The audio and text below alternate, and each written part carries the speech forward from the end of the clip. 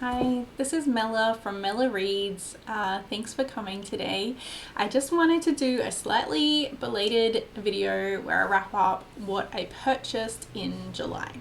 So with that, some of them I've read, some of them I haven't, and I will be doing an August one pretty soon.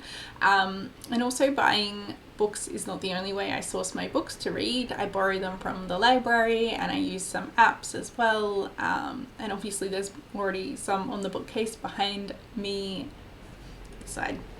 But just as a little bit of an insight into where I'm at the moment with what books I'm collecting, I thought I would do this. So there are some books that I got in the past, well, in July, that I don't have physical copies of, but I still got them, so I guess I can still mention them. And they were, I got a ebook of The Bell Jar by Sylvia Plath. I got an ebook of The Lottery and Other Stories by Shirley Jackson. I'm very much looking forward to reading both of those. I got a BBC cast recording of And Then There Were None by Agatha Christie. I have not read any Agatha Christie before, and I believe this is considered quite a good entry point because it's a standalone and it's quite good apparently. So I will listen to that shortly. And I also got the audiobook of Anna Karenina on Audible. I think it's read by Maggie Gyllenhaal.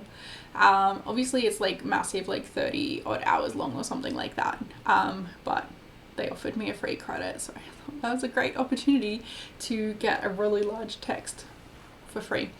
And it's probably the most likely way I will actually read Anna Karenina. So that's good. And then I've got a couple of purchases that I did online but that I'd been scoping out in store. So I have got, just give me one moment, I have got the Pocketbook of Romantic Poetry. I'm really bad at this whole mirror image thing. So this is poets from the Romantic era, UK based, in like the late 1700s, early 1800s.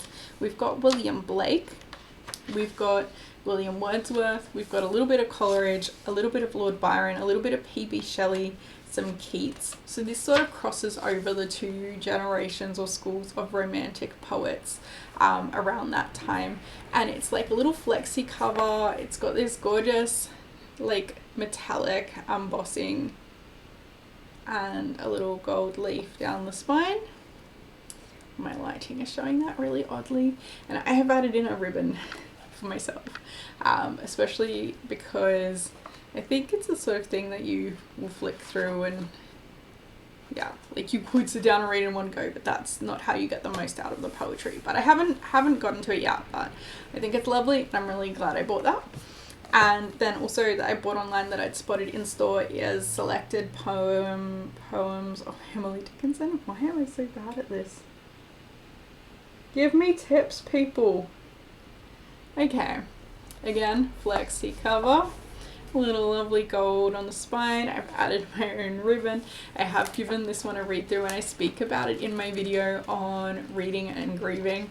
Obviously my headspace was not the best at that point in time, so I pulled some things out and there's certainly some that I'm interested to go back to. Again, it's just like a sample of Dickinson's work. She was way prolific. But I'm really happy with that because I've never read any of her poetry that I can recall, unlike the Romantics that I studied at school, and I'm familiar with some of these poems already. So there's those two delightful little volumes, and then I picked up a couple of books from a bookstore while I could physically go out and browse in a bookstore, brief period there in Melbourne, and I spent so long there. I always spend so long in bookstores. I didn't go in there planning to buy anything particular. I went in there planning to browse. But I got two things. I got The Bloody Chamber and Other Stories by Angela Carter, which I have been reading, and it is something else. The imagery is really potent. her understanding of humans and the reason fairy tales have such longevity is excellent, and I can see why this is like a really popular text. Haven't read all the stories in it yet. It's kind of prompted me to go back and read some older recordings of fairy tales. Obviously we don't have originals of fairy tales, but some of the older, more well-known versions, before I continue with this book, because that will sort of give me an idea of like some of the versions that came before this one. The other thing I picked up is A Room of One's Own by Virginia Woolf.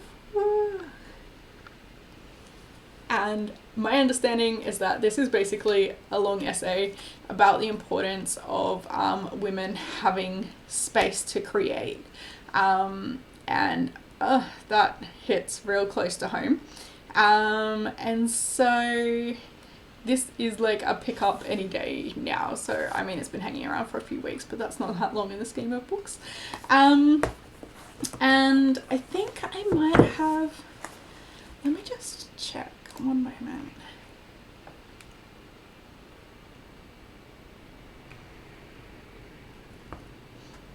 I also bought some secondhand books in July.